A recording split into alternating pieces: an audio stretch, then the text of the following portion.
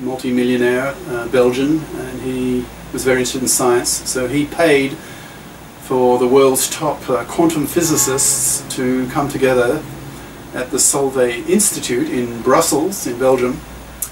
And de Broglie went along, he got invited once he published his famous idea that maybe particles have wave-like properties, which was sort of the opposite of Einstein's idea that waves have particle-like properties, like the idea of the photon. So he presented his pilot wave theory and was very heavily criticized by the Copenhagen school. Now, that means under the leadership of Niels Bohr and his followers, principally Heisenberg, the main one, and another main one was Pauli, P-A-U-L-I, Wolfgang Pauli, very critical-minded sort of person. Anyway, Pauli objected strongly to de Broglie's idea of a pilot wave, saying, so he's commenting, saying to de Broglie, so you suggest this pilot wave is a physical thing, but from our, meaning the Copenhagen school, that group, we know that the wave, this wave in a sense, is it's a multi-dimensional wave. It's not just in 3 dimensions. It can be like in 6 dimensions or 9 dimensions or whatever. So it's not exactly a physical wave. It seems to be related more to probability. So Pauli was very critical, and that seemed to stop de Broglie in his tracks. So he sort of forgot about his pilot wave theory for a while. Anyway, so but the mathematics still holds. So you know that the wavelength of some wave phenomenon associated with a particle is Planck's constant divided by the momentum of the particle. Okay. Now h bar, you see this little slash through the h. That's used frequently in quantum mechanics because so often this 2 pi comes into equations. So h bar by definition is h bar by definition is just h divided by 2 pi. Okay? If you didn't have h bar, you'd be writing h bar divided by 2 pi so many times it becomes a pain. So theoretical physicists just invented this new term of, they just call it h bar, you know, the bar through it, which is h divided by 2 pi. All right. So h over p you can rewrite as h bar times 2 pi. Okay. Now let's see. So lambda is h divided by p, and you can rewrite that as that. Now define another new term. Call little k. By definition, it's just defined as 2 pi divided by the wavelength.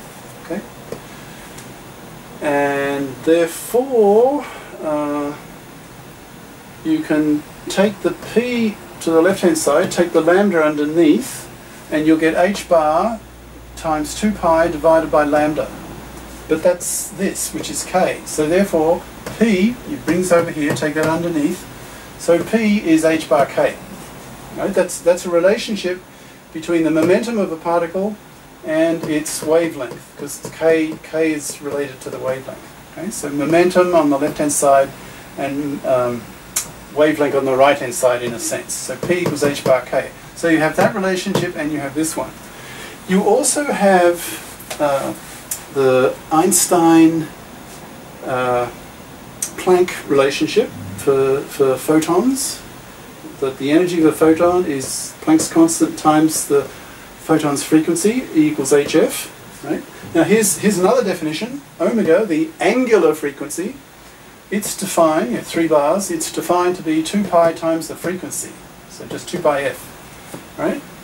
Now you can rewrite this formula here, E, as h bar times 2 pi, it's just h, right, times f. So you're just rewriting this as this.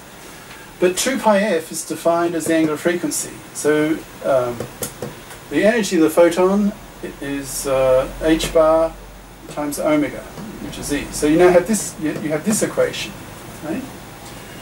Now, so here's now the essential step. The next few lines.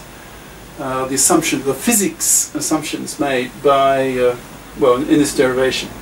Assume there is some kind of wave, right? Somehow the particle and the wave are connected in some vague sense that's not understood really. But whatever this wave is, it's waving. It'll have a wavelength. It'll have a frequency. Okay, so let's express this wave. Let's call it psi. This Greek letter here.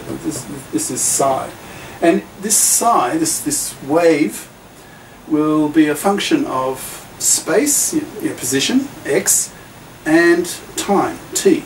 So let's try to find a wave type function for this psi, the psi function, the psi wave function. Right? That's a function of x and t, position and time. So imagine, here's your x-axis going this way, and if you move along one wavelength, your wave will have done one oscillation. Then you move along another wavelength, it'll have done another oscillation. Now if you stay at the same point, same position, along the x-axis, if you stay at the same point, then over, now the thing's waving, right? So if you wait a period of time equal to the period, capital T, of the oscillation, then you will have completed one oscillation at the same point. So one oscillation, so if you write your waveform like a cosine or a sine, but it's more convenient to do it using exponentials, complex exponentials. So e to the 2 pi I is just 1, right? E to the pi I is minus 1. So if your x here, if you move along the x-axis by a distance lambda, the wavelength, then you get lambda over lambda, and you get e to the 2 pi I, which is just 1. So you've done one oscillation. Now similarly, if you're at the same point, same position along your x-axis, and you wait for time big T, which is the period, the amount of time it takes to do one oscillation. Okay, so this little t here, the time, if that's equal to t, let's say it starts at 0, and you wait for time capital T, then this little t will be equal to the period, so the two periods cancel, and again you get 2 pi. So e to the I times 2 pi, 1.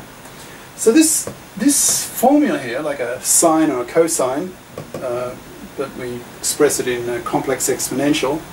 I'm assuming you've done enough undergrad, you're familiar with this phenomenon, all right? So here you have a formula that has wave-like properties. Like if you move along the x-axis by one wavelength, that corresponds to one oscillation. If you stay at the same point, fixed point, and you wait for a period of time that's equal to the period of the oscillation, you'll get one oscillation will have been finished. So this has obvious wavelength properties. Now we can rewrite this. Now 2 pi over lambda is just k, right? That's here by definition.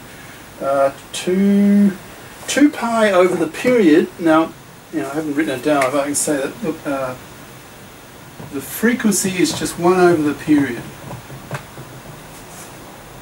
Okay, so 1 over t is just f. So you've got here 2 pi f, which is omega by definition. So you can rewrite that. So you can rewrite this exponential to the power I into kx minus omega t. I mean, you could have plus. It doesn't really make much difference, right? So you got kx minus omega t. All right. Now, so that's the wave assumption. Now let's assume that we're talking about a particle, right? And this particle has these sort of wave properties. And now we have formulas for k and involving k and omega. Like here's one, right? I mean involving the omega, and we've got one involving the momentum, k. Right? Now, instead of this, we can say instead of this energy being of a photon, we'll say it's the energy of some particles possessive, some particles wave, and we'll assume, these are physics type assumptions in your model.